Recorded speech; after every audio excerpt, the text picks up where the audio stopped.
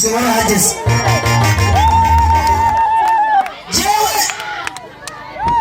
Njyewe ndi kwirinda gufashwa uko igiterane tuvuyemo. Aba bahungu rero banditse hano handitseho ngo Alliance Rwanda Ministries. Iyi ni imipira babahaye ejo abazungu. Ubu nambaye umupira utaraturutse mu Rwanda. Wapi waje ninde? Iyo udakorera Yesu nta hantu mwari guhurira. Haleluya. Gukizwa ni byiza ndetse cyane. Data umbyara yitwa Kanamugire. Yego. Yohana. Atuye ahantu bita Rwakigeri hano muri Kayonza Kabarongo. Arahari tagira ngo ndi kumuvuga atariho. Tunahuye turi kumwe.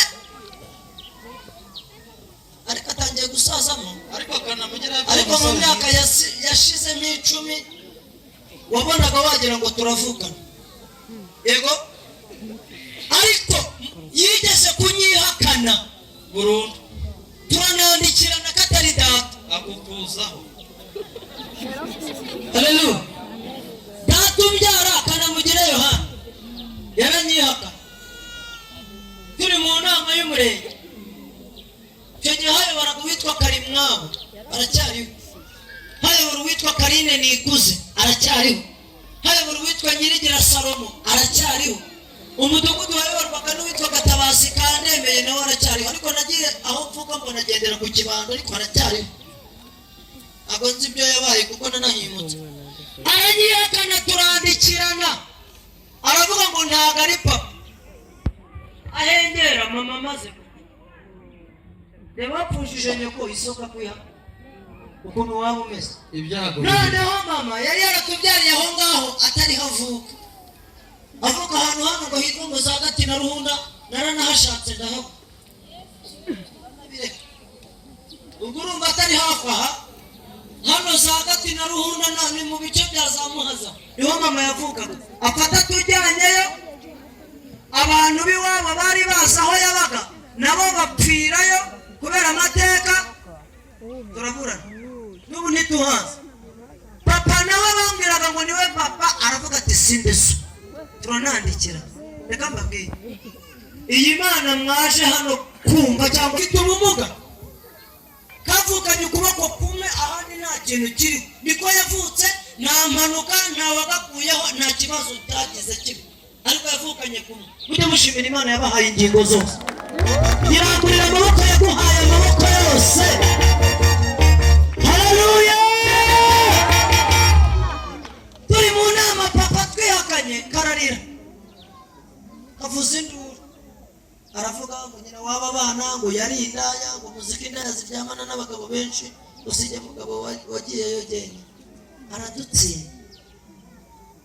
Uri umuntu mwegeranye ngo wagize amahirwe. Ntabwo bakwihakanye. Umuntu abwira undi numva n'amatwi yanjye. Bafata agashiki kanjye baragatwara ngo kari hari umumama wahagurutse n'ubu aracyariho. Aravuga ngo akanimu kanyihere njye kukarira. Mbonye bagatwaye ntangira kwihagarika neza. Najye nigira gutya nanjye nyine mvuga ati ngiye kubona undi nawe avuga ati aka kagahungu nanjye ndakajyana. Ndamubura. Baranga umugabo abwira undi nuko ntabivuga mu izina n'ibibi. Umuntu abwira undi ngo umwana w'umuhungu ngo wamwikururira yakura akazakugora. Baranyanga ngo kuko ndi umuhungu. Bwira umuntu mwegeranye ngo abantu nibakwanga Imana izakwakira. Simvuze urugendo rwabyo mpaka ndirimba. Ejo bundi niririmbiye ngo ikifuzo cy'abakwanga kibaye ubusa. Bari bazi kugiye gukorwa n'isoni.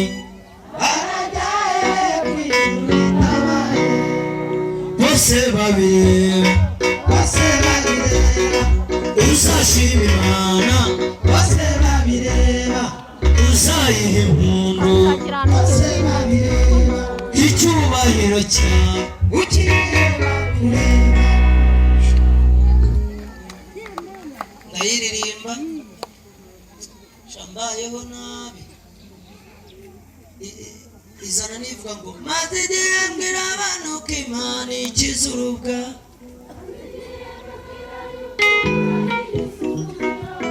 maze igihe mbivuga yuko Imana iruhura abarushye.